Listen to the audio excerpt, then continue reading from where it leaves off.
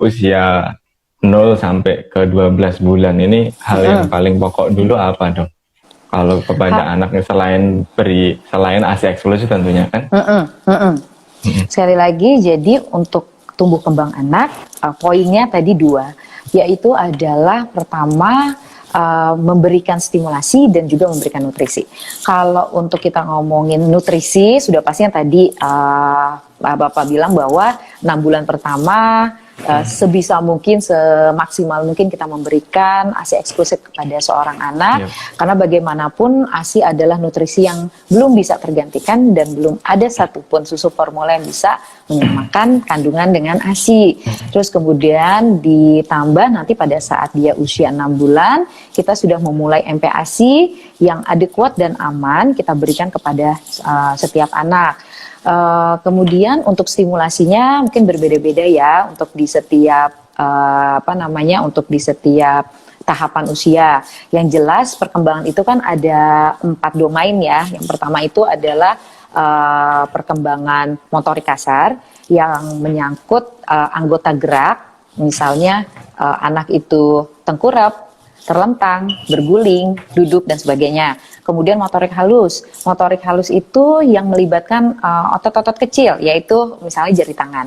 Kemudian yang ketiga, domain personal sosial. Personal sosial itu adalah hubungan seorang anak dengan orang lain dan juga kemandirian. Yang keempat itu adalah domain bahasa.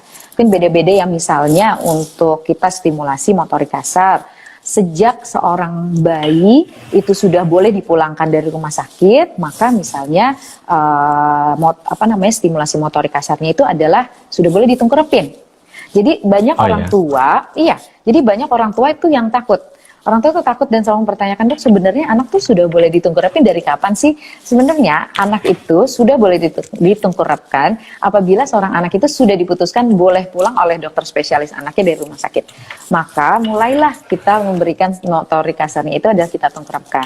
Jadi supaya melatih otot lehernya, otot punggungnya, otot perutnya, seperti itu. Oke, Dok, boleh dilanjut untuk motorik halusnya berarti.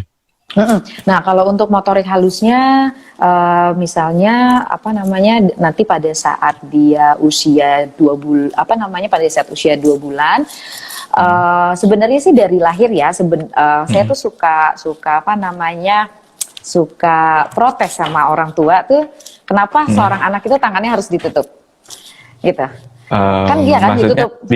Jadi kan dikasih sarung tangan itu. Ya, dikasih sarung tangan. Khawatir ya, itu dong, itu garu-garu aja. Iya.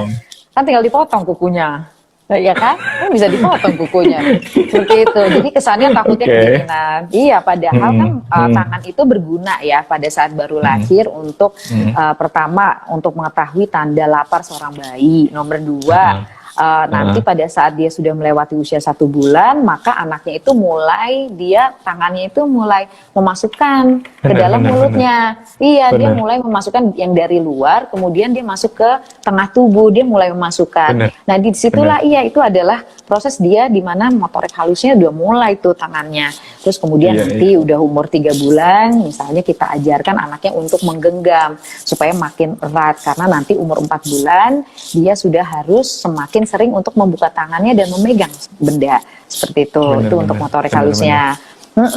Gitu. Terus kemudian untuk bahasa itu semenjak dari kandungan sudah kita ajak ngobrol bayinya, dari saat dia lahir kita ajak ngobrol, kita ajak dia menyanyi, kita panggil namanya, itu adalah bahasa. Terus kemudian personal sosial, ya sering kita sering tatap-tatapan dengan dia, sering bercanda dengan dia, sering tersenyum dengan dia, mengajarkan dia tersenyum tuh seperti ini sayang, menangis itu seperti ini, seperti itu, kayak gitu.